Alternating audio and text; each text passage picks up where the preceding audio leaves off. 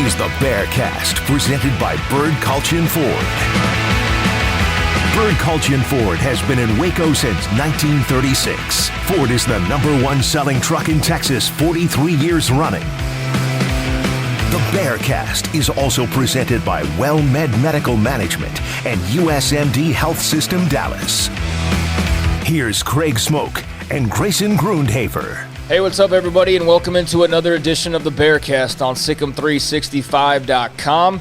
The first Bearcast of the real football season, because games are now officially underway, including for the Baylor Bears, who are 1-0 after a 29-20 victory over Texas State down in San Marcos on Saturday, which we're going to talk a lot about, including their upcoming game now against Texas Southern, and all the news and notes out of Dave Aranda's press conference and post-game, and just the game itself. We'll touch on that, looking back, but also look forward to the home opener, the first home opener with a crowd for Dave Aranda as head coach, which is something that he touched on and something that I would imagine is going to be pretty special for him and a lot of these coaches and players who have not seen a full crowd in quite some time in McLean Stadium, well over a year, so that is on the horizon. But the good news is Baylor is 1-0. I'm Craig Smoke, SicEm365 radio host, also team reporter, joined as always by Grayson Grundhafer, director of broadcasting, also team and recruiting reporter for SicEm365.com. Also got Jack and Armstrong behind the scenes as well. And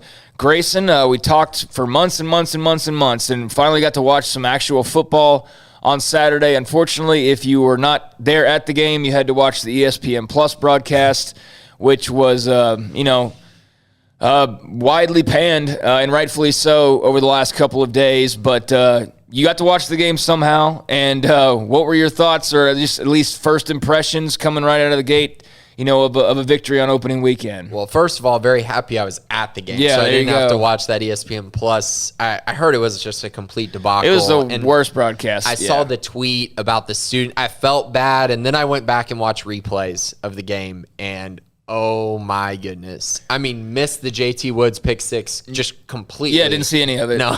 You really didn't. You didn't see any of it. It was in the end zone I was sitting at, so I got a great view. Anyone at home who had to, it was a great play by JT Woods. But yeah, I'm glad I was at the game.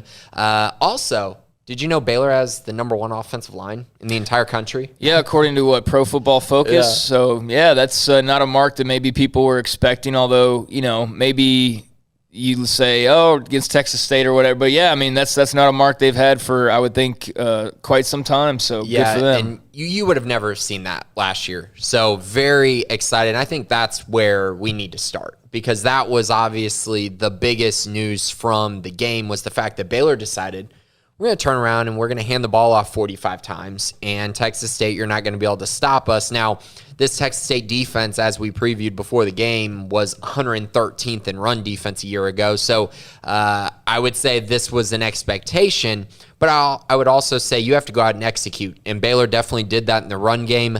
Treston Ebner, 20 carries, 120 yards. Abram Smith, 19 carries, 118 yards, 2 scores. Both looked fantastic. Both looked much improved. We haven't seen Abram at the position in a while, but Treston, much improved. I mean, much more physical. You can tell Vic Valoria did wonders for him. He looks so much stronger, just a much more complete running back this season. They did have one fumble. Abram Smith had a very costly time early in the game when I felt like Baylor could have really extended a little bit and exerted opening themselves. drive. His first carry of the year. First offensive drive, and you actually were moving the football, and you're in their territory, and, under ideal circumstances, you're going to punch that in. You're either going to be up 3-0 or 7-0, and I think you're on your way. And instead, he fumbles the football, and it's kind of like, right out of the gates. But yeah, that was the one blemish, so to speak. Yeah, very encouraging. Connor Galvin, we talked a lot about him in the offseason, and he was a guy that I had on my all Big 12 team. And I think that was a little bit surprising to a lot of people. But from everything I heard, the spring that he had, he just really turned into a much more complete player, and it looked like it. He looked absolutely dominant. He was actually the #1 graded offensive lineman according to PFF. Now, I don't put a ton of stock into PFF, but what it does tell you is that his technique is right and he's in the right position to make plays often. And I was very excited about that for him, but also the rest of the offensive line. Jacob Gall looked fantastic, was excited to see that. Gavin Byers came in. Khalil Keith looked a lot better. So I was very fascinated by that. They did great. They kept Gary Bohannon clean in the pocket as well. So it was kind of just great overall for this offensive line to gain a lot of confidence going into this next matchup. Yeah, Eric Mateos had a celebratory kind of tweet. I think it was maybe in regards to that PFF tweet about their line. It was in regards to something. I think it might have been that. But regardless, he was happy or content, I suppose, with the performance after picking up that win. But yeah, I thought that they, did a good job. They didn't give up any sacks. I mean, Gary took a couple shots that were like kind of bang bang or whatever, but he didn't get sacked. So think about that. A game with 0 sacks for the Bears. That's progress in a major way, regardless of who it was against. And they had that early fumble, and then JT Woods just got them right back into the flow of things, thankfully. And I thought, okay, now they're going to turn it on and just smash on the gas. And they never really did that in this game, and I think they had multiple opportunities to. But JT Woods with the first of 3 picks on the day was obviously a big play because they didn't score for a while later. It was not high output offensively on the scoreboard, so those points were big, especially when you look at the final score in the final minute and what the situation was. But all 3 of those picks were huge. Also, Jeremy McVay's and Jalen Petry's. Yeah, and Petry had a chance for another one as well. Yeah. That, hit him right in the face mask, in the chest. In the end zone as well. I think Texas State got a field goal on that drive. I don't think they scored a touchdown, but still, that was an opportunity to make another play. Didn't quite come down with it, but I felt like Jalen Petry was terrific. We'll talk about him in a minute, but let's start with Gary Bohannon. So 15 of 24. We talked about this a little bit off air. I think Gary looked like a very good game manager in game 1, and that's fine. They didn't really open up a whole lot of things offensively. They took some shots. He was definitely inaccurate on his deep balls outside of the one to Josh Fleeks, which would have been a touchdown. It was also a great catch by Josh Fleeks. Incredible it was a one-handed catch. I'm not sure. Gary gave him a shot to make a play, though, and that's what you want because a few of his other throws, there was no shot in making a play. And so you missed out on some opportunities, but hopefully that gets in sync later on. But what I will say is Gary looked very comfortable in the offense, completed first down passes, made some plays as far as in the bootleg, which I think is going to be very key to this team kind of moving forward in the season. The one thing that I just a little hesitant on with Gary was the fact that he just did not run the football. So personally, I don't think the coaching staff told him don't run the ball. I don't see that as being a thing. Maybe they said don't take as many chances running or whatnot, keep yourself healthy, but I felt like there were chances for him to run the ball a little bit more.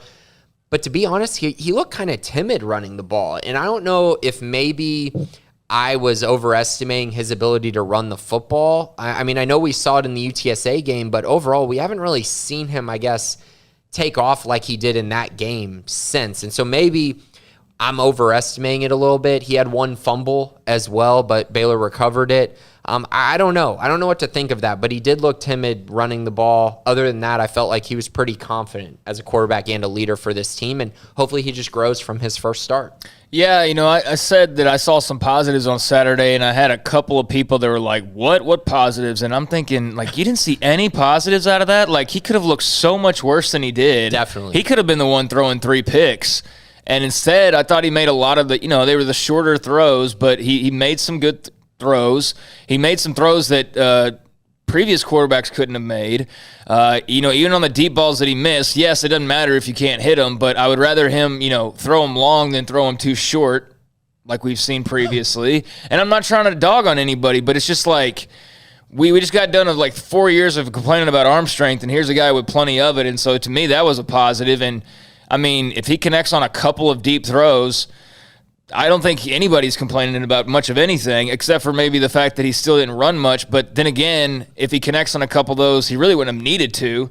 But yeah, that's an element of his game that I thought we would probably see more of, and we didn't see really any of it at all. Certainly not designed. And I don't know if that's just them not feeling the need to really try and put him in that situation right now, or if it's just hey, if we're going to run, it's going to be the backs, or what the case was. I don't know, and we're not going to be able to talk to Jeff Grimes about what their game plan was. But that was interesting that, most people probably expected he'd come in and have, 45, 50 rushing yards or whatever. But, yeah, he was a non-factor in the running game. Yeah, and one thing that I do want to mention, when you talk about arm strength, it's not all about the deep ball. Now, that's a big part of it. But I would also say the opposite hash to opposite second level throws and stuff. Yeah, I mean, he was hitting stuff that was definitely not being connected with previously. Ever. And it looked very much, I'm not going to compare him to Bryce Petty, but the ability to extend the field horizontally is something that we haven't seen a lot. And Tyquan Thornton took advantage of that. And they were able to complete passes like that, which I feel like help open up the offense a whole lot. Not as much as hitting the vertical threats, but it does help that you can stretch the field kind of both ways. So I was really impressed by that. It's a flick of the wrist for him, which is impressive. Which I was just thinking of is, we've seen, remember when, Jeff Nixon would get out there and what would be the very first play, half the time with Charlie Brewer, throw to the sideline? Yeah. It would never do anything ever because the ball would get there and the defensive back was sitting there finishing a sandwich, rather than pick it off. You know what I'm talking about, and it was they always tried to go short They side always of the tried to field go short side of the sideline, and it never gained a dadgum yard, I think, ever. Maybe once in a blue moon, but hardly ever. It was a wasted play, basically.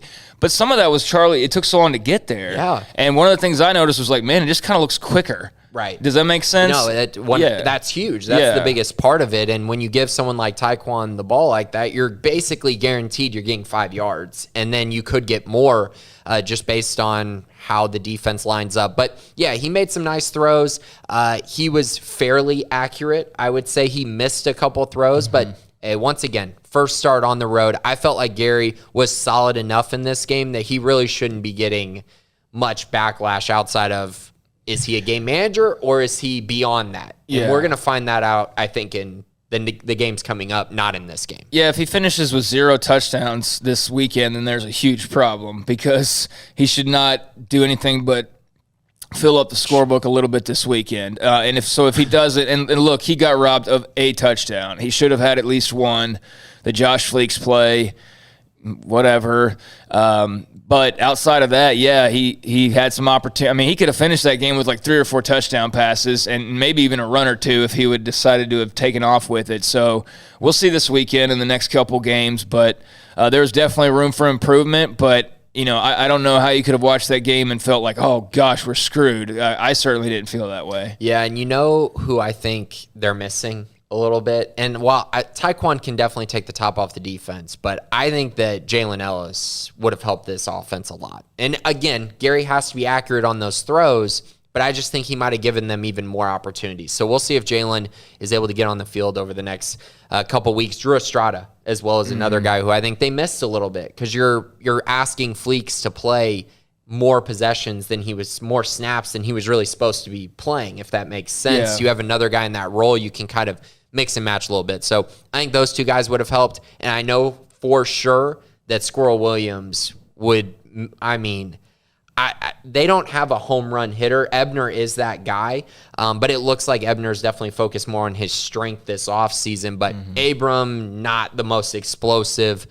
It'll be nice if they can get Squirrel back and just get him some carries. With the way they were blocking, oh man, I think he would have had a monster game. So we'll see if that ends up happening. But I was excited to see the running backs, Gary, play well. And of course, I was also very happy to see 11 receptions for 148 yards or 138 yards receiving from 15 catches. Oh, are you talking about Tyquan? From Tyquan and RJ Sneed, those two. Yeah. I mean, they were great. Well, they were the only receiving yards, basically. The only other ones was Dabney had a 14-yard catch. And by the way, everybody's like, where's the tight ends? Well, they're not as much. David Aranda said in his Monday press conference, until we can hit those deep throws, then it's not impossible. But they missed they had some shots on Saturday, and they missed them. And part of the reason why they missed them was because the defense knew they didn't have to worry about the deep ball, so they could be on the second level a little harder, which is the tight ends or underneath the tight ends. And so, when you don't have that threat to keep the safeties and everything on their heels, that doesn't allow you to open things up as much. So I think had Gary hit on a throw or two, then we would have seen Ben Sims probably grab a couple catches. We would have maybe seen Dabney grab another one. But just because of the way the game went and because of what they hadn't shown, that took away some things or made things more difficult. So I do think we're going to see the tight ends far more involved, but it's going to be dependent on them being able to prove they can throw the ball downfield, because if they can't throw the ball downfield, every single defense in the Big 12 is going to load up on the run and the short passing game and shut that blank down and make Gary beat them with his arm. And so that's why it's very important. He's got to show he can beat people over the top and hit them deep, because otherwise you're not a threat. And defenses will know that. Yeah, and I agree with the part you're talking about, the tight ends. That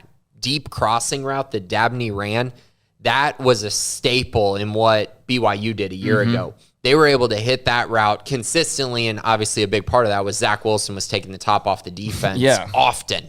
But I think that's going to be a very effective route for Ben Sims and Drake Dabney. I just really love the play concept with that, and Gary getting out of the pocket and being able to find Dabney there.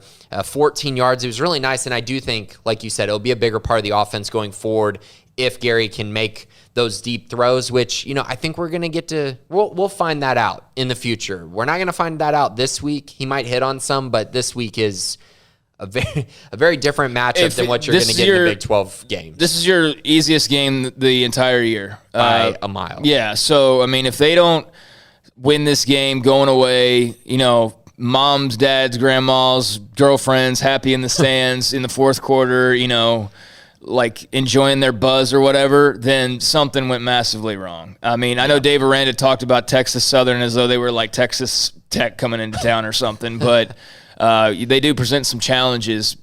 But there just shouldn't be a close game here on Saturday. No, there shouldn't. Okay, do you want to talk a little bit about the defense? Offensively, like you said, the backs were good.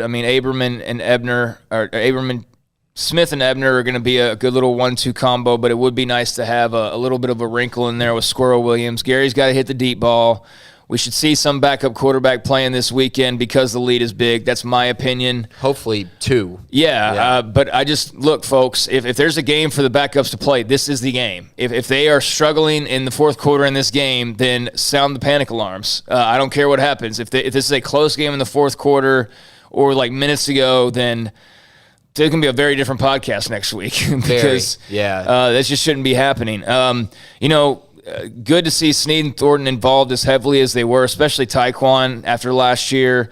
Dabney, I think, could have showed a lot more, but we just discussed that. But, yeah, not anything else really out of there. They tried to go to Fleeks one time, and that play just got nothing going, which is kind of the case. They try to go to Fleeks, it feels like once every 3 or 4 games on a little short, quick play to try to let him bust something loose, and he can't quite. But he should have had that touchdown earlier. But, yeah, they had Abram caught one ball, and that was it. None of the other receivers touched the ball. They only threw it, though, a few times. So we didn't see a whole lot of just airing it out or anything along those lines. Abram had the fumble, and Gary had a fumble that would have been costly, but luckily they recovered both that. In the red zone, right? Yeah, both in the red zone, both in late, deep in drives. And so fortunately they fell on the one that Gary got popped loose. But, yeah, got to hang on to the football there. No interceptions, I thought, was a really good thing for Gary, although he wasn't in throwing in super tight coverage. But, for the most part, held on to the football. And so that's all you can really ask for. But, offensively, it was what it was. It was some missed opportunities. It was some things to like, and we'll see what they do this week against Texas Southern. Yeah, and this was just a little bit of trivia for you. Taekwon Thornton last year, not a single game did he have 5 receptions. Wow. Yeah, I believe it. He had 4 in 4 out of 5 of their games, but did not have 5 in a single game last year. And actually, I believe he had 46 yards this week. Or something like that. 46 yards this week, which would have been his second best performance. So that is his second best performance in the last 2 years. Yeah, so you want to talk about how weird that offense was last year. I will say one player, that we didn't see a ton of, or at least I didn't have my eye on because the game was too close to be able to enjoy some of the things you should be enjoying in an opening game unless you're, West Virginia and you're going playing Maryland on the road. That's a game that's probably going to be a stressful situation, but in a game like this in the opener, you're starting to look around what freshmen are playing and, things like that. Shout out to Monterey Baldwin. He got a little bit of burn on Saturday, the true freshman from Colleen Shoemaker High School. I thought that was interesting that all these guys they brought in, and Monterey's getting some play in game one, so pretty cool. Hal Presley was out there too, but just a big reason why Monterey is out there is because of the Drew Estrada, obviously. But so expect to see Monterey probably again this week, and he's a guy who impressed in the fall. So what's Estrada's status? We don't know. I mean, we don't have much injury I have no updates, idea. And me and what I've said about the injuries, like we don't really hear much. I think it's lingering with both he and Ellis. So I don't think we're going to know until we know. Like until they're on the field, I don't think it's one of those things where I think it's going to be game time decisions probably until we know. They'll probably practice this week maybe. Last injury update I heard on Estrada was his hamstrings back in the spring. So I don't know if that's still a recurring issue, but that's why you didn't see a ton of him in the spring game. It was because of that very thing, and they wanted him rested up for this season. And so I don't know if that's a lingering thing or if it's something entirely brand new. But don't know what the deal is there. But was hoping to see him debut and make a big impact on Saturday. So instead, it was basically RJ and Taekwon and them carrying the load. But offensively, that was kind of the deal. Kudos to the offensive line. Kudos to Gary's game management. Kudos to the run game. Kudos to Treston Ebner and Abram Smith, just individual players. Abram don't fumble, but other than that, both looked pretty good. Kudos to Snead and Thornton. And, I think that about covers it offensively. So, defensively, gave up 20 points in the long run, but was out on the field quite a bit. Was having to have their backs against the wall. And Grayson, a lot of it was self-inflicted. Dumb penalties were kind of the story of the defense for me, along with, maybe the lack of impact made by Siaki Ika would be another one, and that was something that Dave Aranda actually talked about in his press conference. He was not worried about it. It's just one of those things that, Apu's got to just play a little better, get a little more focused or whatever. So he didn't sound too concerned about that, but, that was maybe one thing that was certainly widely talked about during the offseason that you didn't walk away going, oh, yeah, certainly from that. But outside of that and just the dumb penalties, which were not just defensive exclusive. I mean, you're kicking the ball out of bounds twice and you're just making silly mistakes. But the defense was clearly a lack of focus. It was, getting the interception late in the game and then going and celebrating too long. And then, it's like, guys, you're not up by 21. You're up by like nothing really. And so just having a little bit too much fun. But I'm not worried that they're not going to be able to corral that. I don't think it's like the U in the 80s, where it's just like a bunch of dudes who are off the rails. They just were having fun and lost focus, and I think that'll be cleaned up, a lot of those penalties this weekend. Yeah, they definitely lost focus, but I think the big area that I had my concerns about, especially being at the game, it really felt like there were some Texas State receivers that were open. I'm a little concerned about that. I don't know exactly what to think about that, but I felt like Brady McBride missed some throws. Now, he definitely missed some throws. He missed some throws, but it was also kudos to the Baylor defensive line because while they only had one sack on the game, I believe they had 7 quarterback hurries, and they were clearly forcing him to run around and avoid sacks and then have to make throws on the run. And there were a couple deep shots that I felt like he missed in there that really could have helped Texas State stay in this game. So I think that area needs to get cleaned up.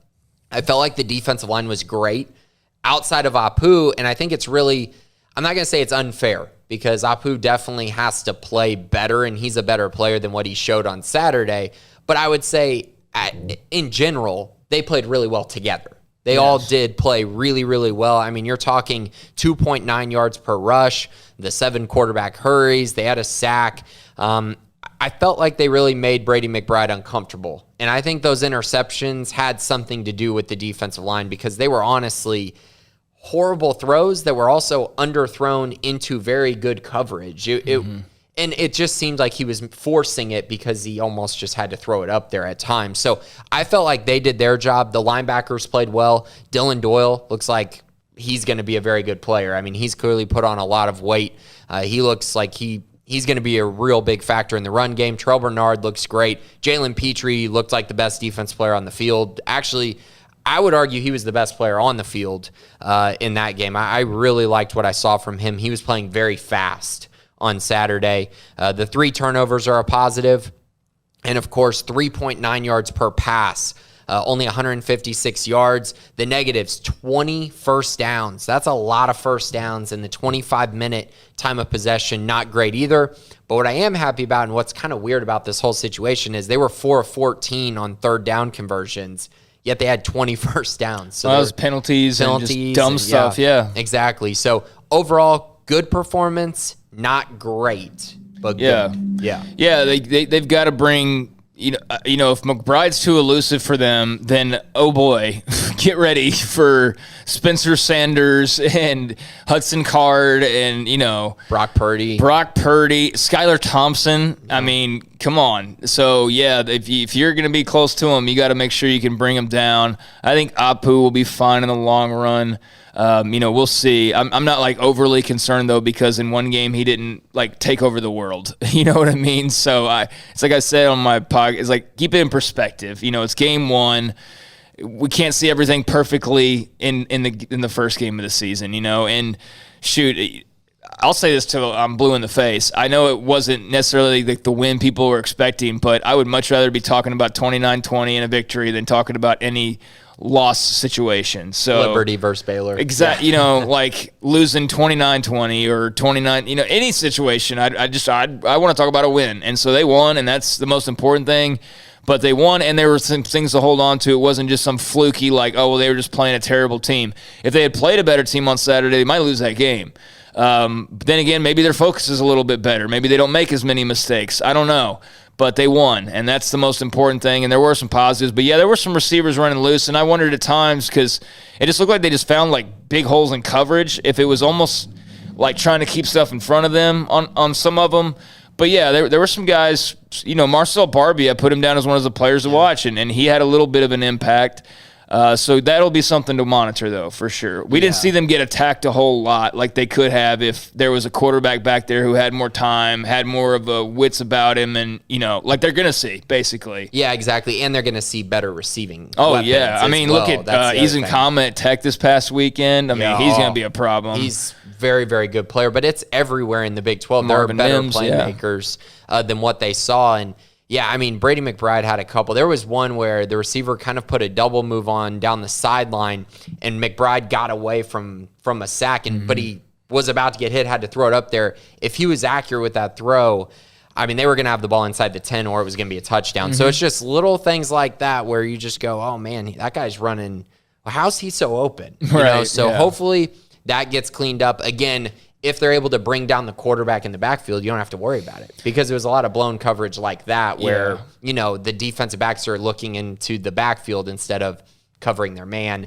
That happens sometimes, but there's a lot of mobile quarterbacks in the Big 12, so you got to watch out for that for sure. Yeah, mobile and with great arms that are going to hit on those throws. So, defense, I'd say thumbs up, but certainly areas to improve, and I think Dave Aranda would tell you the same thing and even mention, just improving their communication. I think it might have some of those situations they're talking about where guys just getting lost and not communicating well, so that could be as simple of a fix as that. Again, we'll see more and be able to digest a little bit more coming up on Saturday against Texas Southern. So depending on how you want to do it, I'm doing thumbs up overall for offense and for the defense. Special teams, little surprise by the name of Isaiah Hankins on Saturday. I was not expecting him to be the guy who came in to kick field goals and extra points. It's John Mayer's job. He was the guy last year. He's back this year, whatever. And then Isaiah Hankins comes trotting out, misses an early field goal, and it's like, oh, gosh. Like, that's another thing. Like, there's 3 points that all of a sudden you don't have. But he did connect on 2 others, which were very important when you look at the outcome of the game and the fact that 2 extra points wasn't until the very end. So they had a 1-touchdown game. If he, misses 1 more of those field goals, then that would have been even dicier. So both those kicks were huge. He made all 3 extra points as well. So ends up with contributing 9 points as a freshman from Arkansas. And, we're wondering, did Mayers get COVID or, what happened? Because we just haven't heard a lot about the kickers this offseason. And it was simply a matter of Isaiah Hankins won the job. I mean, he just flat out won the job. He won early on in camp, and they kept saying, well, let's just let it keep going. Don't have to make a decision right away. So they let it go through the couple scrimmages and saw enough finally to go, yep, for sure, he's the guy. Thrived in competitions, thrived in pressure situations, handled it all really well, and that's why you saw him on Saturday. Yeah, and he was pretty good. His first kick, I was like, oh, no. Oh, yeah, it was this like, is oh, the kicking shoot. game, because it was not well kicked at all, but his other ones looked very confident. His extra points were very good as well. I thought Isaac Power was okay punting as well, so, yeah, special teams wasn't a huge factor. Hate the kickoffs out of bounds, though. Hate that drives by me insane. Rauschenberg, yeah. And I also obviously didn't like the special teams play where they roughed the punter because that led to points. That was another dumb pick. Like those are the things that I'm talking about. And that wasn't Bernard was the one that was the late hit on the quarterback. Yeah. That was just that too was unnecessary. Very. I mean, it was you could have almost not even thrown a flag on that, but then you understand it's just you got to avoid that. But yeah, that was Matt Jones, right? Yeah, I believe so. Yeah, I believe it was Matt Jones running into the punter, and yeah, you gave him points basically. And you look at the end of the game, it's like, okay, how did we get here? Well, this, and this, and otherwise you're winning by 3 touchdowns, and Blake Shapen's on his 3rd drive. Yeah, that's kind of how I viewed some of Saturday. So yeah, that was an interesting note was Isaiah Hankins being the kicker, and it looks like he will be, and the others will probably have opportunities so long as, unless he just does a really good job, which is what you hope, that he doesn't allow. See, that should be his mindset now. It's like, I'm not allowing these other guys to have opportunities because they're going to be working for one. But Aranda clearly said yesterday he wants kicker to be a weapon for them.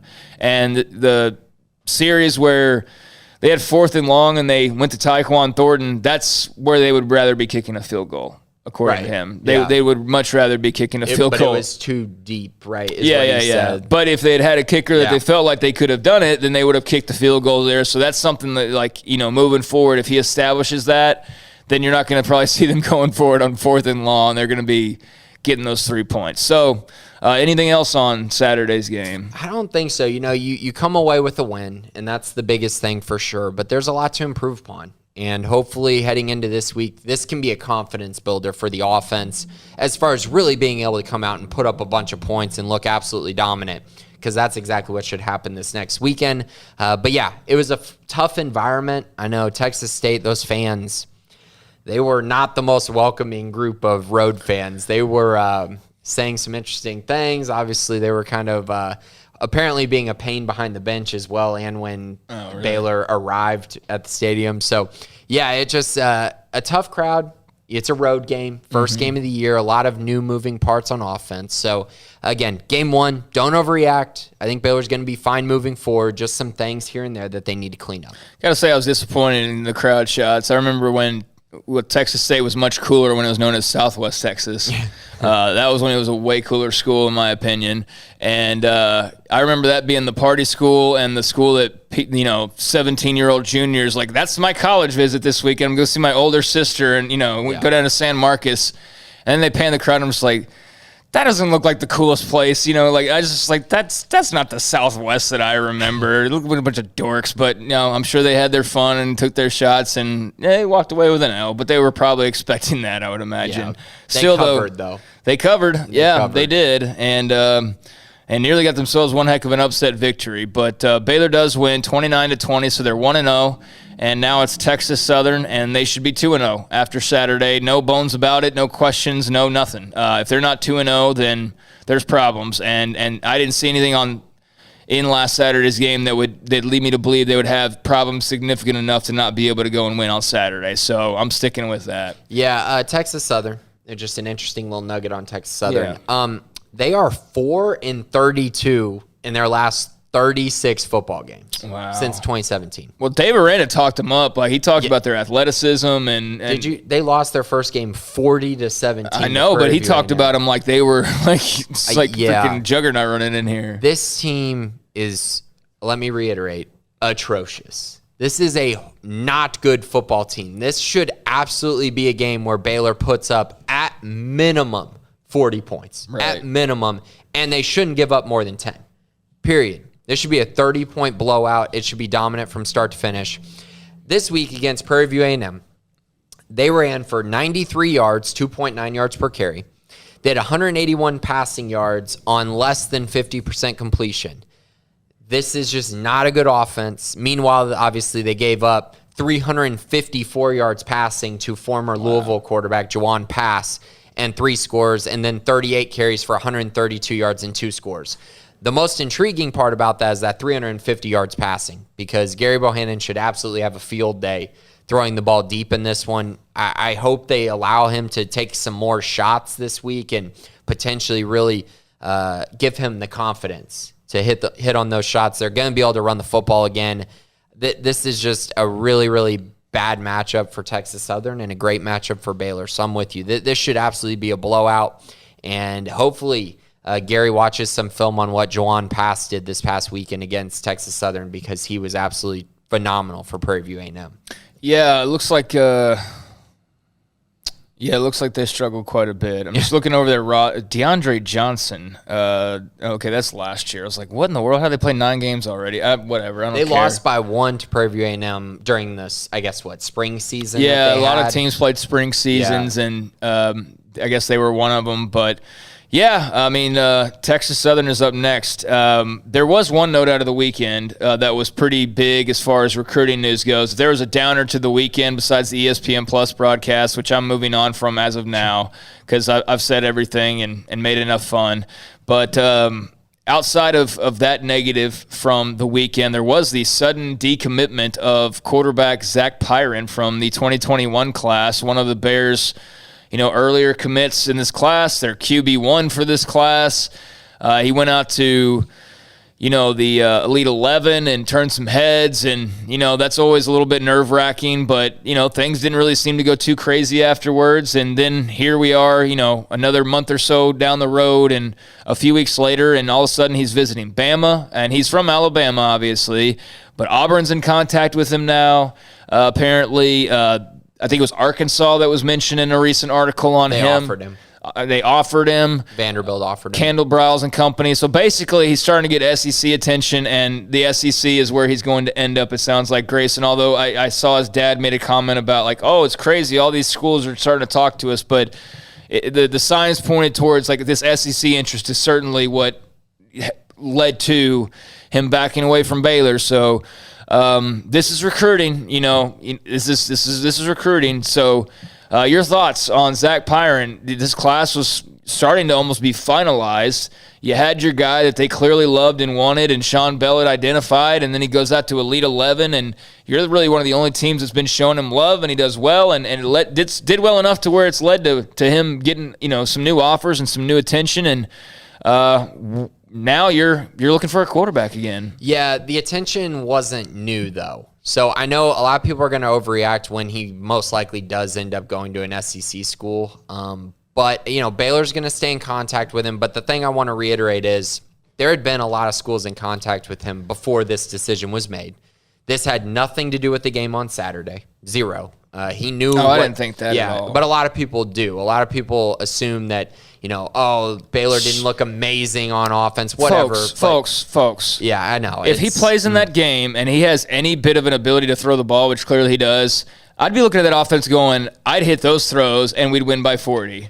Yeah, because they played well enough. Like, it was set up for them to win by 30 in that game. And yeah, I mean, he can't do anything about the defensive penalties, but I didn't see anything in that game where I'm a quarterback going like, oh, I'd hate to play in that offense. And I mean, you got to remember, he was being recruited specifically using the BYU offense. When they showed him film, I mean, so it had nothing to do with the game on Saturday.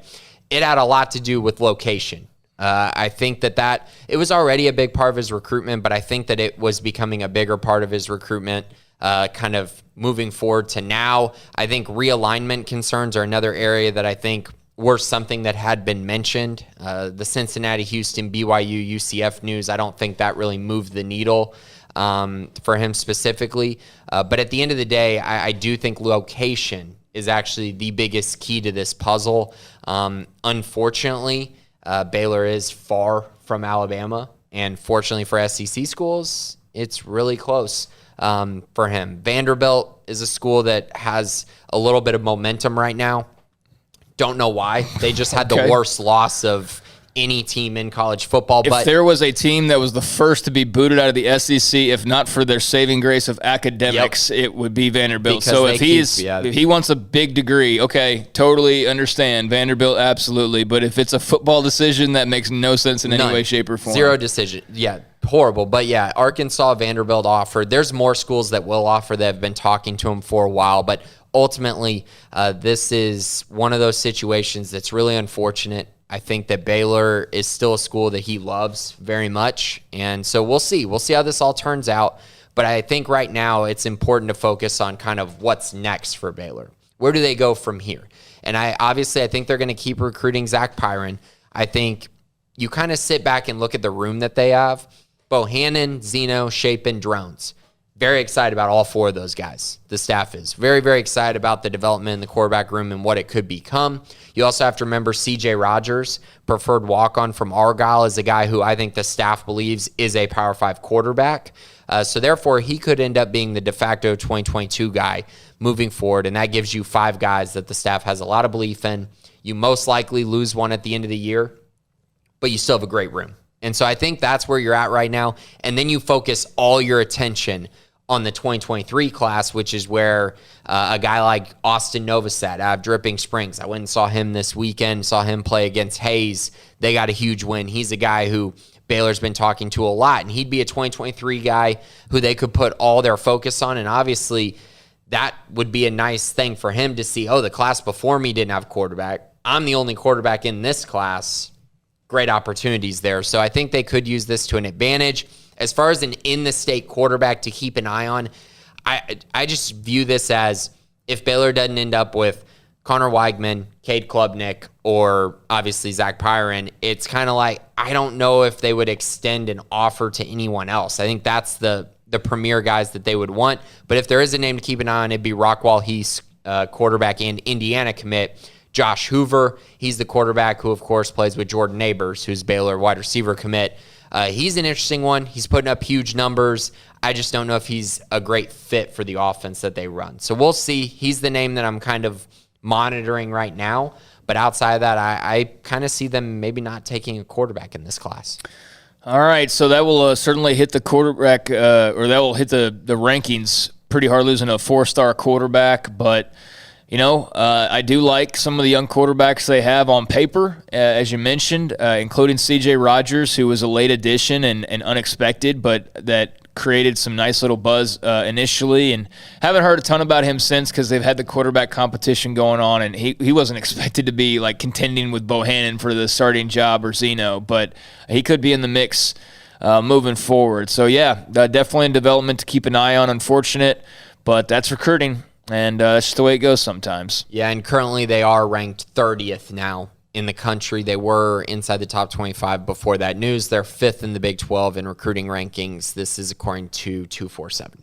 All right. So anything else before we get into the mailbag? No, that was anything on Texas Southern other than just they should win this game? I mean, they should. I just want to reiterate, they should absolutely blow this team out. That's just what I should reiterate. This is not one of those games where you can be like, oh, they lost 29-20. They showed vanilla offense and they didn't, try, and it's okay that they only won by 9. Yeah. Not going to work this week. Yeah. Not going to work this week. I guess the only other things would be Aranda acknowledged the lack of replay. For those that were wondering about the Josh Fleeks touchdown, he went in depth on that. That was just simply, which is good to hear because I was certainly not going to go back and watch that broadcast, frame by frame. But I did see the replay that one of the local TV people had that was clear as day that Josh Fleeks scored that touchdown. And I remember when watching the game live at the time, I was just like, why are the coaches not yelling for a replay at this point? Because it was so, he was in by 2 feet. It was easy. The only question was whether he caught it, really. And that was even pretty clear that was crystal clear on the replay. So my concern and live in the moment was like, why are people not fighting for this replay? And it turns out they had been informed we don't have a replay. So, and he said Sean Bell told him that's a touchdown on the radio. So yeah, so that made me feel better because I was like, how in the world did this staff not try to That's so unacceptable though. Oh, are totally. you kidding me? If they lose this game and that could have if they lost by 3. That's the game. Yeah. Just nuts. That's what I mean when I say, I think, didn't they kick a field goal out of that situation? They did. So they lost 4 points. They lost 4 points, but 4 points at the end of that game. You were up by 7, and you won by 9 because you got a safety at the very end. So you would have been up by 11, worst case, and you're feeling pretty good about that. You're not like stressing that they could come down and tie, win, whatever, send you to overtime. So yeah, that was an important play, and I maintain too that if he catches that in that moment, I think it changes the way the entire offense plays the rest of the way, because Gary throws his first touchdown. Yeah. Like, all of a sudden he connects, boom, let's go. Defense gets out there. They're fired up. Fleeks just made a massive touchdown catch. Gary scored, And now Texas State is having to try to get points like they did in the second half. That would have mattered. Over. Yeah, Instead, they hold a field goal. Right. So they're like, oh, that's a win for us because we held them to a field goal. Instead, it would have been a touchdown, huge catch. They would have been replaying that sucker all over. And so I think, from a momentum standpoint, that was a big blow, too. And that was the best. The other part is that was the best catch of Josh Fleek's career. Oh, yeah. That's another momentum builder for him. Right. That's what Aranda said. He hated it for Josh because he sees him do that in practice, but he hadn't seen him do it in a game. Then he does it in a game, and it doesn't count. And so that's just kind of like, man. So hopefully, love to see him score this weekend. Aranda did have more of an in-depth breakdown on Texas Southern. He is taking them far more seriously than we are, but it's not our job to make millions of dollars and coach football and win games. We are not Dave Aranda, so that's his thing to address. We can look at Texas Southern and say, yeah, they should win this game pretty easily. But he did say they've got athletes on the perimeter, edge rushers, 4 down front, good skill at corners, fair amount of man. We'll see more man in this game than we collectively did the last game. And Texas State ran a lot of man, which is not really their thing, but that was because they could against the Baylor offense, which is a concern that you don't want them to be able to just man up. Because you have to be able to hit deep shots. Yeah. That's what he said. If you can't make them pay, then they're just going to keep running. Man up on you. Yeah. You're not going to hit us over the top, so we'll just man up on you. Yeah. So expect a lot of man this weekend until Bohannon throws them out of that, basically. Quarterback has a lot of athleticism, strong arm. They're going to look for him to be consistent, but we'll do our best to disrupt that. I would expect that they will. He complimented their talent, but did say Gary's got to hit the big shot plays, and the rest of the team just got to kind of clean up. He was proud of the O-line, still work to do. So that's game one, folks. It's not the big blowout you would have loved to have seen, but it was fine. It was a win, and now the most important game is the game that's in front of them this Saturday against Texas Southern. So let's get into some of the mailbag questions for this week. And if you want to send us a mailbag, Grayson usually has a thread up earlier in the week. When are you going to be putting that up, you think? I always put it up on Mondays. Okay. Yeah, Mondays, and then the show's on Tuesday, so plenty of time. Okay, so we will have the mailbag up on Mondays, and you will be able to ask your questions on that, and we will get into them. Do you have the thread? I I have it up. So the first one is from T-Rex. Will our fans actually show up Saturday or continue to sit on the couch and send out tweets asking why the stadium isn't sold out? Well, I would hope they're at the stadium on Saturday. I know Aranda's looking forward to his first home game with fans as head coach. Same for the assistants. Same for the players. Especially the freshmen last year haven't seen a full crowd at McLean Stadium. I don't know. I don't want to make this exclusive about Baylor because there were plenty of crowds across the country that you don't know. So I would hope it's packed out and people are excited to be there and be at McLean Stadium, and especially against a team that it's the best you're going to feel about a win all year long coming to a game. So I don't know why this wouldn't be the one you'd come to. And the cheapest ticket. Yeah, too. absolutely. This is the game this is an easy game to come to, and hopefully the people who are all being negative about Baylor's first game performance, they come to this game and get to see a really nice performance from this Baylor team. But yeah, hopefully they show up and quit sending out tweets and being all mad about game one. If y'all are that upset about a win, then good luck to you the rest of the way. Sam19, have we heard anything about Seth Jones during camp? Seems like he has a decent amount of hype as a recruit, puppet and all.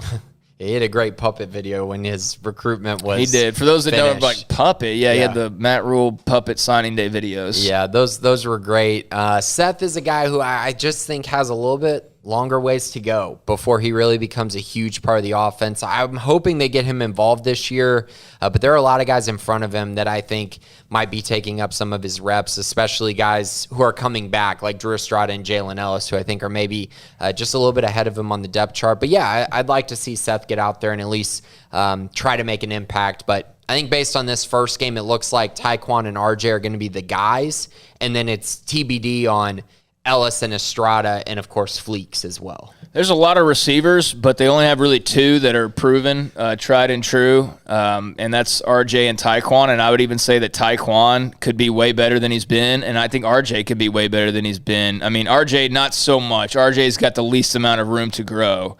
I just mean in terms of like consistently, like, like a 9 catches or, 7 catches. But he's also got to have the targets too. So, but RJ is like the most complete guy. Tyquan, I still think, has some rough around the edges.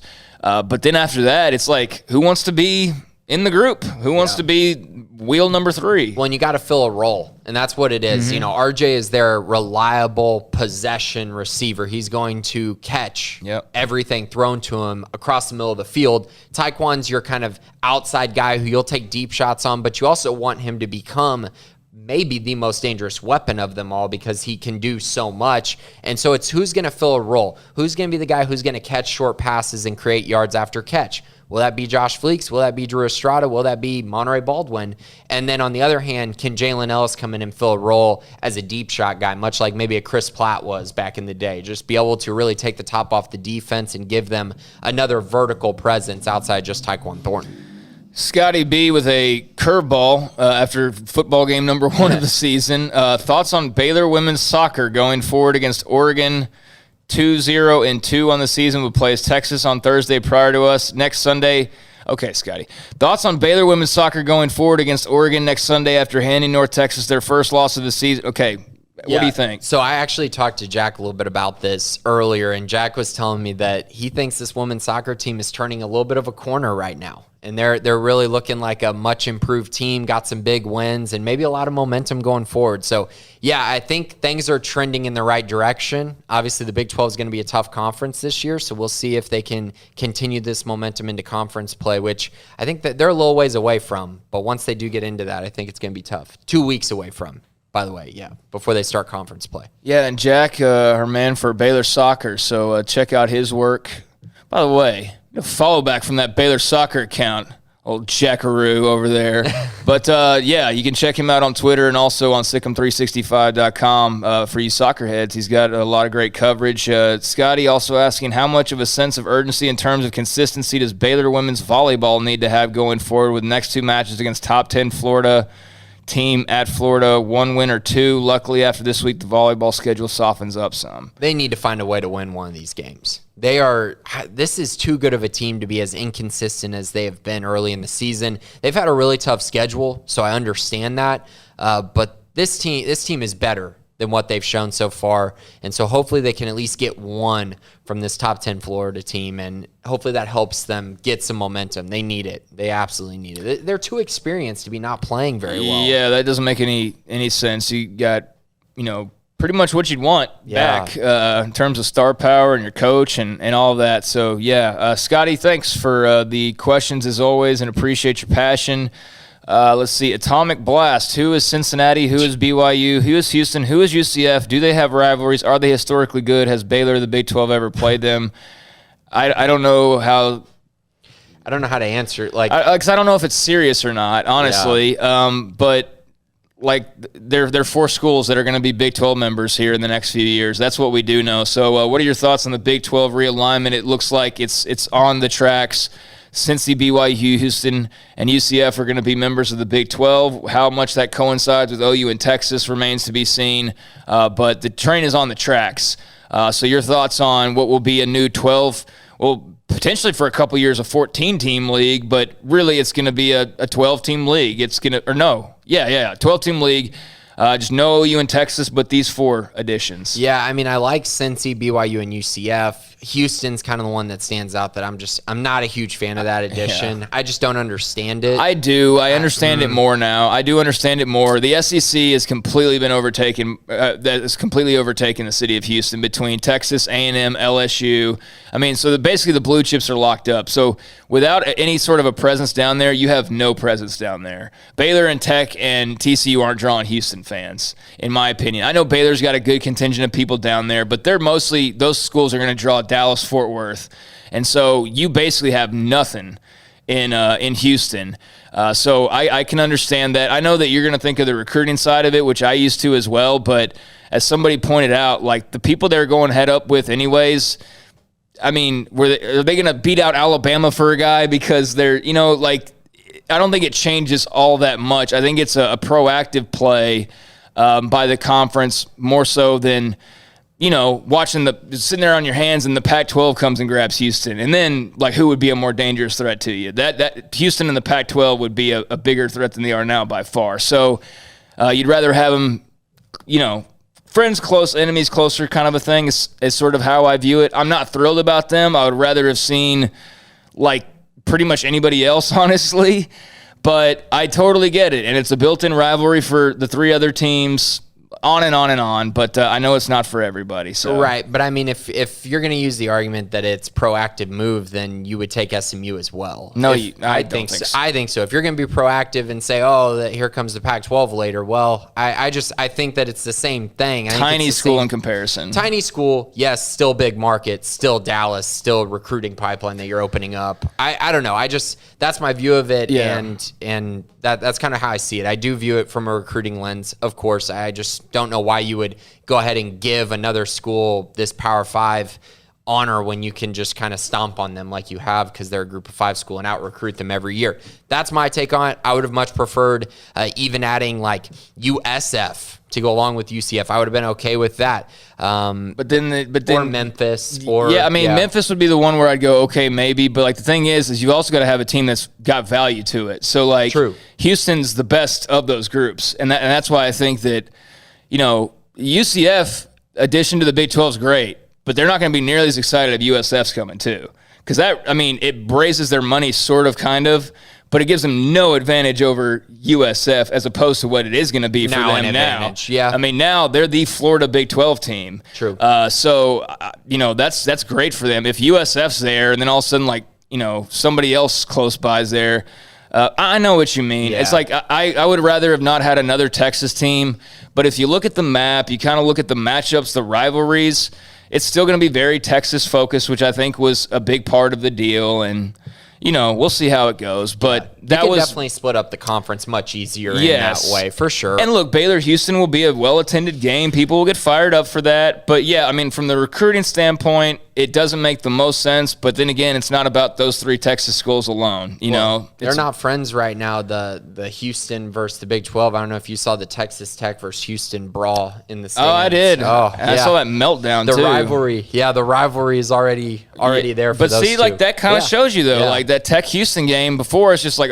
Tech and an American team, and it's like, Houston was just treated at a level down. Right. But now that's going to be Tech-Houston Big 12 game, and we'll see what happens there. But, if you're Baylor or TCU, just keep doing what you've been doing, and no matter if they're in the Big 12 or not, they're going to get some Houston kids, but they're not going to get all of a sudden all the 5 stars and take every one from you. And not every kid in Houston's going to want to stay in Houston, ultimately. So, again, we'll see how it goes. Didn't answer your question, Atomic Blast, but we had a hell of a conversation on realignment anyways, because you can look up all the stuff that you asked. I'm not trying to be a punk here, but I just don't know whether it's a serious question or not. I don't know either, yeah. All right, Doc Crowell, with Pyron leaving, who's the de facto leader among our recruits, the one who could be the most help recruiting, others the most vocal? Yeah, I think Kyler Jordan is the answer here out of Lubbock Cooper. He's been a big guy who's really been vocal for this recruiting class. But I would also say, I think people are overreacting to Pyron being the leader of the class. I know he was doing a good job, and I know he's the quarterback. But on the flip side, I think it'd be a much bigger deal if Zach Pyron was like the Midway quarterback or the South Lake Carroll quarterback who was in the state of Texas. He still is a guy who's in Alabama the connections just aren't there. You know what I mean? Like if you had a quarterback who knew a lot of these guys or grew up with a few of them or whatnot, that's just a totally different experience. So I wouldn't sweat it too much as far as losing Pyron. I think a lot of these guys made their decision on Baylor, not what a quarterback from Alabama was telling them to do.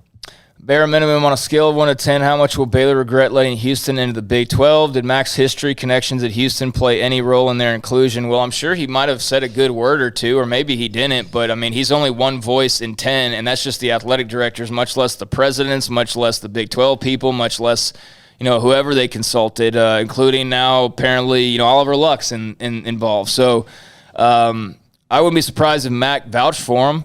I mean, when he was there, he'd be wanting Power 5 status as AD at Houston. At the same time, I don't know that Baylor has to regret letting them in. I think it's kind of a loser mentality, and I'm not speaking to you specifically, but everybody's first thoughts is, oh, no, Baylor's screwed because Houston's coming in. I just think that's kind of a defeatist attitude, and I don't see why it should hinder Baylor at all, quite frankly, in the long run. But, others see it differently. Yeah, I would love to actually hear what Mac's thoughts are on the Houston program a little bit more, and hopefully y'all get to talk to him soon. But I would love to hear just kind of what he thinks of the addition and what they would possibly bring to a conference. I'd be very curious about that. But as far as, whether it did or not, I'm sure he just knows about them, and hopefully he put in a good word, because if he did, that definitely gives me a lot more confidence, because honestly, he would know. He was there. On a scale of 1 to 10, Baylor regretting this, I don't know that Baylor's going to regret this. You know what they'd really regret? Not doing it and then watching themselves fall to non-Power 5 status. How about that? That's the bigger thing. Exactly. So on a scale of 1 to, I don't think Baylor's going to regret adding Houston. Maybe the Big 12, maybe, but if it keeps them Power 5, then you're not going to regret anything. Dude, I don't know about y'all. I mean, I know there's like a lot of, I want the way it always was, or, whatever, but I'm kind of fired up about the new conference and what it could look like. I mean, look, yeah, I wish Texas and Oklahoma would have stayed around, but I also wish Nebraska would have stayed. I wish Colorado would have stayed. I wish Missouri would have stayed. So on.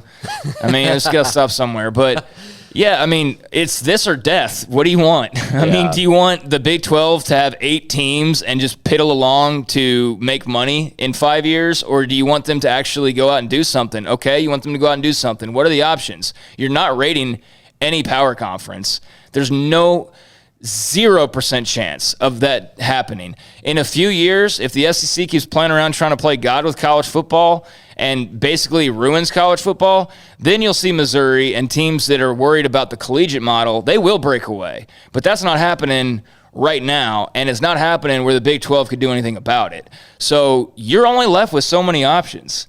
And whether people want to believe it or not, Houston's one of your best options. Like, that's just, it's unfortunate they're in the state of Texas, but that's also why they're one of your best options. So, I just think that we're going to have to wait and see how it goes, but I do understand the reaction to it, and I don't necessarily think that means that Baylor's going to regret it.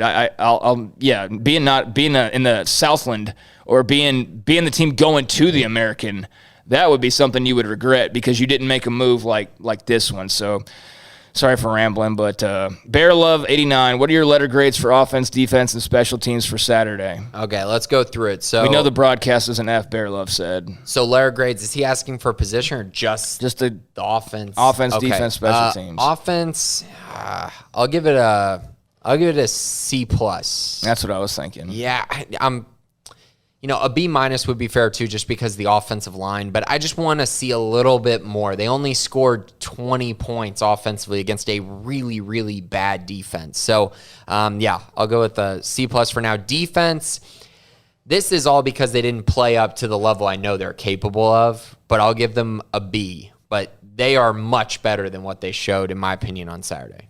I'm with you on the B as well. Yeah. Special teams did miss field goal, had the roughing the kicker, so they're going to get a B as well. I'll go C on special teams for the penalties and the missed field goal. And I'm trying to think if there's anything else. They didn't return great either. There wasn't much in the return game. So, I'll go a C for special teams. They weren't nearly as impactful as they probably could have been, although they did have some impact with the couple field goals that they did make. Couple good punts. Yeah, a couple good punts as well. Baylor Dad 79. Did you notice how Abram Smith seemed to hit his head several times while hitting the turf last Saturday? It even looked like they were giving him smelling salts on the sidelines. You know if he's on concussion protocol. Several of his lunges forward at the end of a run seemed to purposely land on his head. I'm worried that his technique will result in permanent injury. Wow, you're watching this much closer than I am. I didn't see anything that you did, but I'm not. Yeah, I'm just watching different. I didn't see it either, and from what I can tell, I don't believe he's in concussion protocol. I don't know because he was playing at the end of the game, so I don't think they would have played him if he was in the protocol. But yeah, that's where I'm at. I'll try to keep an eye on that, but I haven't really noticed that. I don't know that he's doing that on purpose. No, he's certainly not just ramming his head into the ground on purpose. I mean, definitely that's no. That technique. No, he's not trying to purposely land on his head. But outside of that, yeah, I don't know. I mean, I was watching the game broadcast, and that was what it was. I didn't see the smelling salts thing. And I just wasn't watching closely enough to see him, hitting his head over and over or whatever. But, yeah, I'll pay attention to that. Thank you, Baylor Dad. Golden Green, is Cincinnati a sleeping giant, 7th most populated state with only one current P5 program? Well, they're not the only program in the state. I mean, Ohio State. Ohio State's the only P5 program. Oh, they're the only. Okay. Sleeping giant. I don't think they're a sleeping giant, but I think they're a good addition, yeah. And they're already good. And I think as long as Luke Fickell's there, they're going to be good too. I think he's a great coach. I don't know. Sleeping giant to me is telling me that they're going to walk into the Big 12 and be the best team in the conference immediately. I don't see that. Well, here's the thing, too. When people are talking about like Houston and the additions, it's like your biggest market, Houston, Orlando, Cincinnati, and what's the other one? Salt Lake City. City. Provo, yeah. So, I mean, you can see where Houston's appealing there because – you're starting to get into Cincinnati territory. You're not exactly like in the top 15 cities in America. Right. You're starting to kind of dip down a little bit. Still a big place and big audience. The Orlando one's great. The Orlando one's great. But, I wouldn't say they're a sleeping giant. I'd say they're in a good market with some potential. But I don't think they're like – I'd say the sleeping giant would be UCF. That if they're ever, able to consistently win at a Power 5 level, I mean, it's all there. Money, students, location. Massive school. Yeah, so I would say that they're the sleeping giant more so than a Cincinnati, but Cincinnati's got some potential. Thanks, Golden Green. C. Midden, it seems like the consensus was the offense held back in week 1. Did you feel like the defense did as well? Felt like whatever Bernard or Petrie were allowed to be aggressive, they made a player put pressure on McBride. I'm sure they held some stuff back. Again, you're not going to show everything in your hand week 1. So, I mean, I guess. I think both held back some. You don't show your entire scheme, but yeah, I guess that's my only take on that. I mean, yeah, I think the offense probably. I mean, obviously Gary's runs weren't incorporated into like the game plan. If there's any plan for him to take off running with the football, they didn't really show a whole lot of that. And only 2 design runs. So I mean, and it's week 1, but I don't think that. I mean, the defense might have held off on certain looks that they would rather flash against a far inferior opponent. But I think that's pretty normal for every team across college football. AF Blue 82. What's one area you expect to see improvement from week 1 to week 2? I mean, I have to see Gary connect on a true deep ball. Yeah. That is not – the Fleeks one was a deep ball. I understand that. But I want to see a Tyquan Thornton 50-yard touchdown over the top of the defense or whoever's there. That's the one improvement. If they can make that and be consistent with that, I think it just helps this offense as a whole moving forward. Wacko for Waco. Knowing the image and economic loss of Texas and OU, what does the Big 12 have to do to maintain and eventually improve its current recruiting efforts? There seems to be a second and third tier of recruitings in the 25 to 50 range after Texas and OU in the Big 12 that I think needs to be maintained after they leave.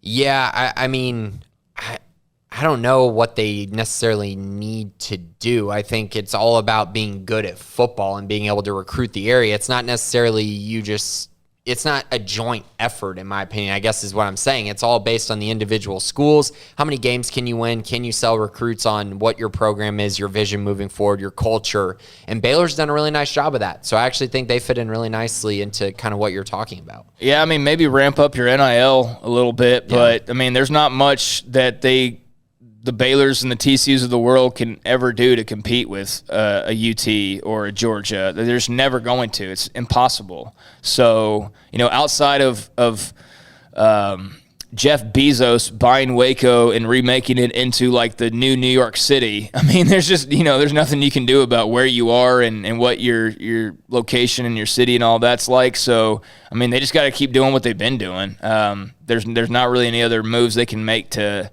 do otherwise. Win, and that's what matters. AF Blue 82, same question, different week. How many true freshmen do you expect to play this week? I know Hankins and Baldwin played last week, but any others in particular you think will get some PT?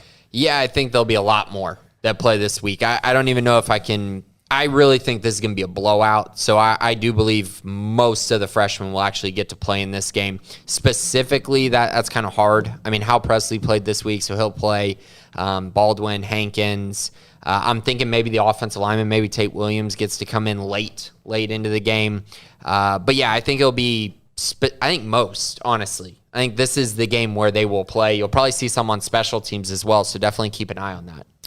All right, so weird sequence here in the mailbag. Yeah. Tenacious D has some interaction with Grizair and BU backer, and BU backer makes the claim that Pyron decommitted because Baylor is going to lose its P5 status in the near future.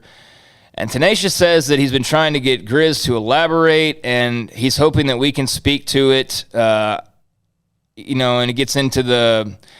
is this fate? Is this Baylor's fate? Is it just Baylor, or is this the fate of everyone else in the Big Eight? Are these other four joining, knowing it would be a lateral move for them? So on and so forth. There's been nothing to indicate that Baylor is not going to be Power 5 with this recent addition.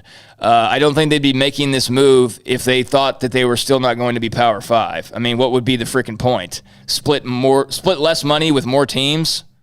Yeah, that doesn't make any sense. Zeros. Hey, guys, you're going to go from making $25 million per year to $10 million per year with less watched TV games on a worse future TV network deal. You know what a great idea is now that you're all going to be making $10 million per? Bring in 4 more teams with even lesser value so you can all make $6 million a piece and tank your football programs. I mean, that's basically what would happen. Yeah, that makes no sense. And as far as the Pyron part, realignment did play a role in it, but it wasn't necessarily specifically them losing Power 5 status. The realignment part was more so the SEC is very stable and not a whole lot of impressive news out of the 4 teams being added. It just didn't move the needle. But I'm telling you, location is the biggest key to this puzzle right now. Yep. So, that's certainly something that people are going to be discussing and all that. But, the whole Power 5 status thing, they're going to keep that for the time being. I mean, I think these are the strongest additions they could make outside of poaching from the Power 5, which we know is not going to happen. These are the best teams that they could go and get. And I'm not going to count an independent like Notre Dame. I mean, look, they did what they could, and I think it's a move that's going to keep them in the Power 5. I don't see them panicking over losing that status. It's not like that's something that's just like there's an election coming up and everybody else is going to vote on them in a year and determine whether or not that's not how it is. I think that's way overblown in the regards to what you're saying with Pyron. Although there's a part of it, but it's not. They're losing their Power 5 status. No, there's no reason to believe that right now. There's no reason to believe that. That's just hearsay and Twitter rumors. So if you want to get involved in all that, then that's cool. But that's what it is. And Grant, hey guys, love the podcast. Look forward to it every week. Have one football and one basketball question. Well, thank you, Grant. We appreciate you. Targeting in week 1 was happening all over the place. Was wondering if either of y'all have asked Aranda what kind of emphasis they put on preventing it in practice. Having one of your best players ejected in the first half of a game can really impact the outcome. # Chris Miller in 2019. But yeah, I don't know if they have an emphasis on it, but I can tell you based on what Dave Aranda talked about as far as personal fouls and kind of how much they studied some of the late hits in week 1 or week 0, I guess, and how Terrell Bernard went out and did it anyways. Mm-hmm. He was kind of unhappy about that, but that lets me know that they're definitely taking these personal fouls seriously. So I bet they make that an emphasis. And I didn't see anything that was even really close to targeting on Saturday, which hasn't been the norm over the past few years. Yeah, and there was targeting all over college football. Some of it, I mean, just unexplainable again, like just vicious shots that get no flag and then just random stuff that, it's all over the place. But, yeah, there wasn't much of an issue. I think, like you said, he addresses every little detail, so I'm sure that's something that's discussed in some form or fashion. throughout their preparations. But yeah, it's a bummer when that happens. And we saw it happen over and over and over again with Chris Miller for like a 4-week in a row stretch, it felt like. He got suspended for a game because he had too many targetings for the season as a whole. It was just ridiculous.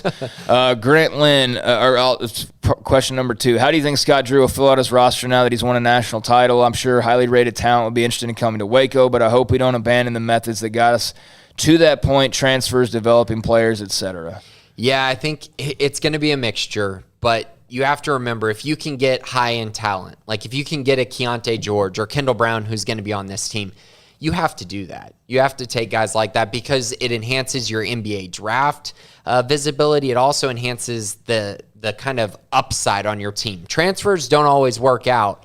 Number 1 overall picks in the NBA draft do work out to an extent, as long as you have players around them that are good, mature veteran guys, which they do have.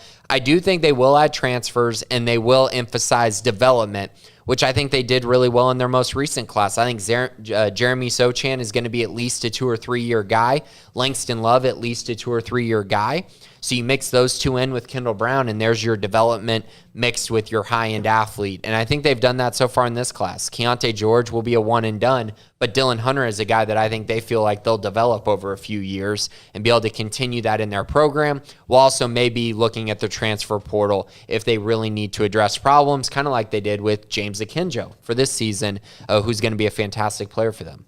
All right, so that'll wrap up the mailbag. A lot of good questions this week, covering a lot of ground. I know a lot of folks are nervous about realignment, but instead of, going from, oh my God, what's going to happen to the Big 12 to, all right, what about P5 status? Like, enjoy the fact they made the move they did last Friday and what they should be doing this Friday as far as inking that, because bringing 4 teams in and making them Big 12 members is a sign that there's a future and not a lack of future.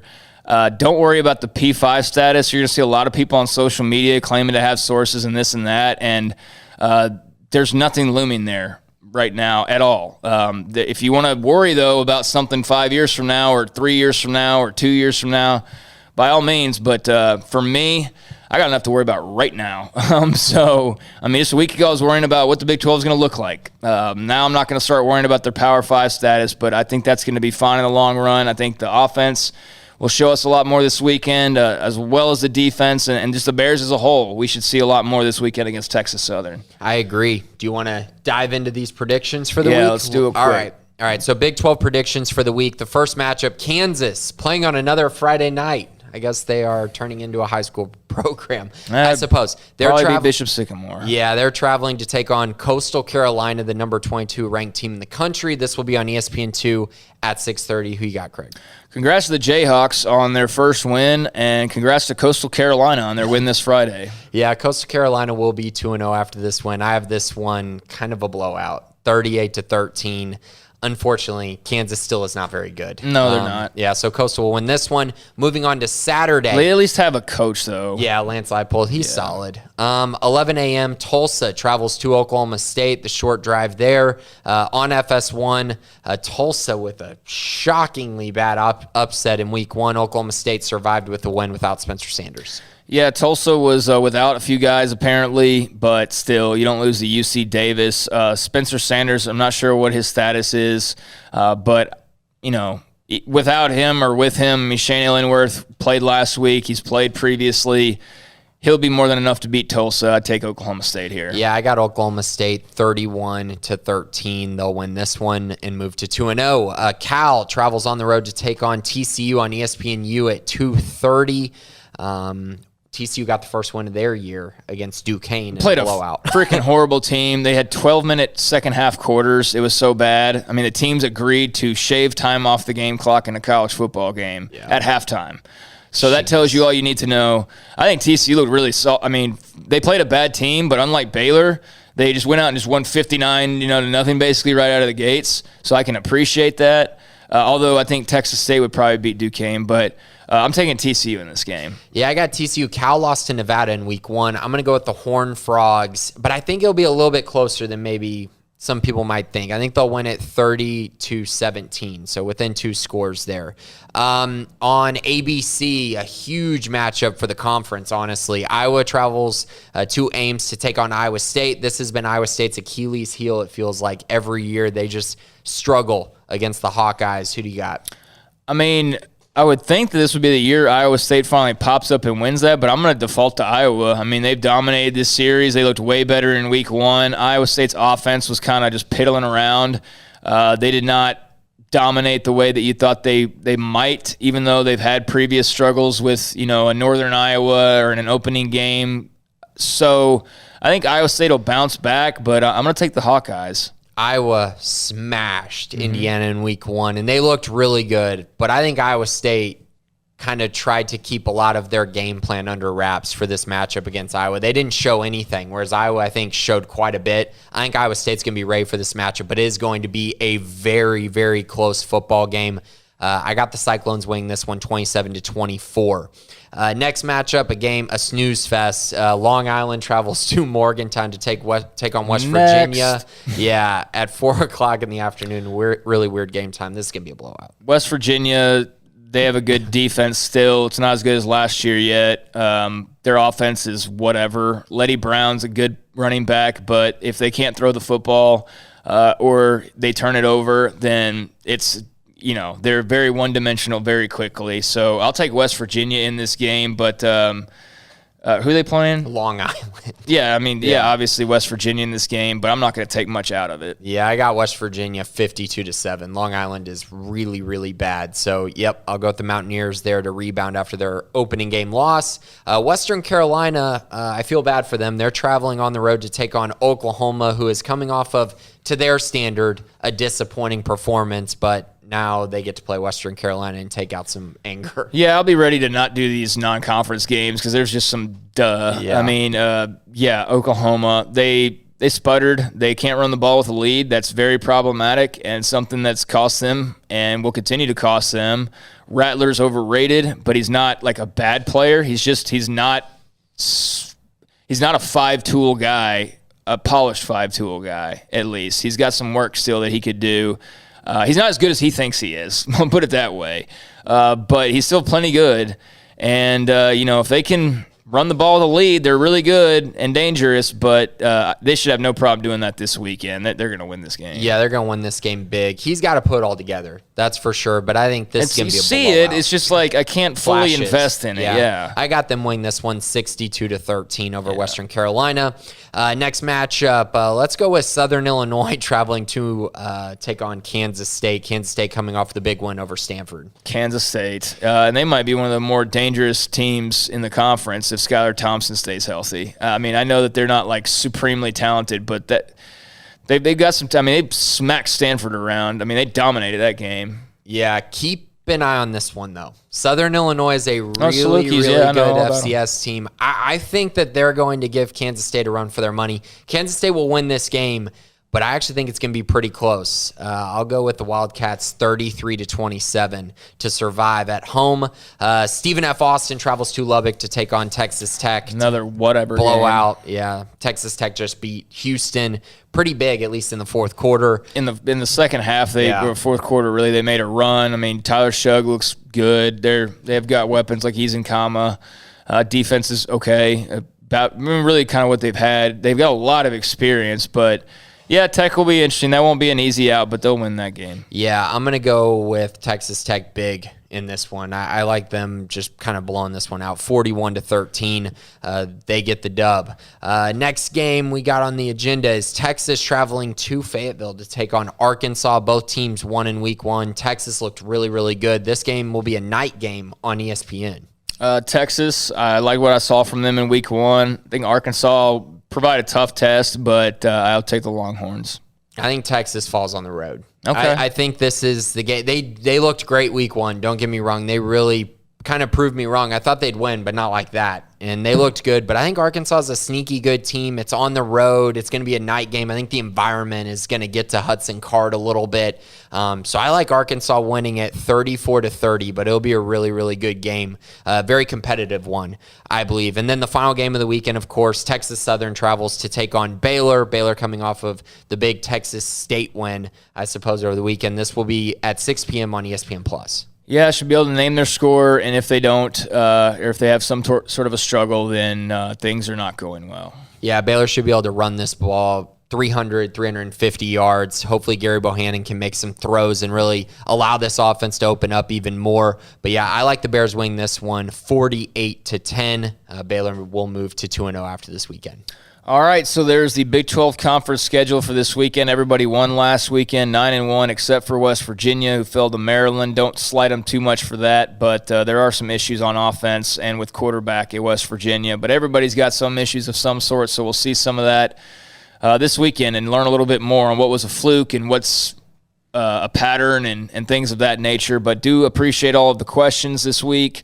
Appreciate all of you for listening as always. Appreciate Jack and Armstrong behind the scenes as well. And Grayson, anything before we go? No, just if you haven't looked at the premium side or are interested in learning more or joining, definitely give it a try. We have tons of content, tons of whether it's videos or articles or podcasts. We have a lot of things that are up on the website. Of course, 365 Sports as well. Give that a listen. We got Sikkim 365 Radio every day. We got all kinds of content on our YouTube side as well. Yeah, tons over there. So definitely check out. If you could, hit subscribe on 365 Sports on YouTube. Goes a long way to supporting us. Most supportive thing you could do is join the premium section of Sikkim365.com if you haven't already. Great time to do so with the Bears now on the hunt for a quarterback recruit and finishing out this class, but also an entire season in front of them. So definitely a lot to check out there. That's going to do it for us. Definitely look out for the questions thread on Monday from Grayson following the Texas Southern game, and we will get to all of that next Tuesday. But until next time, have a safe week. And do appreciate you. Correct Smoke, Grayson Grundhaver has been the Bearcast on Sikkim365.com.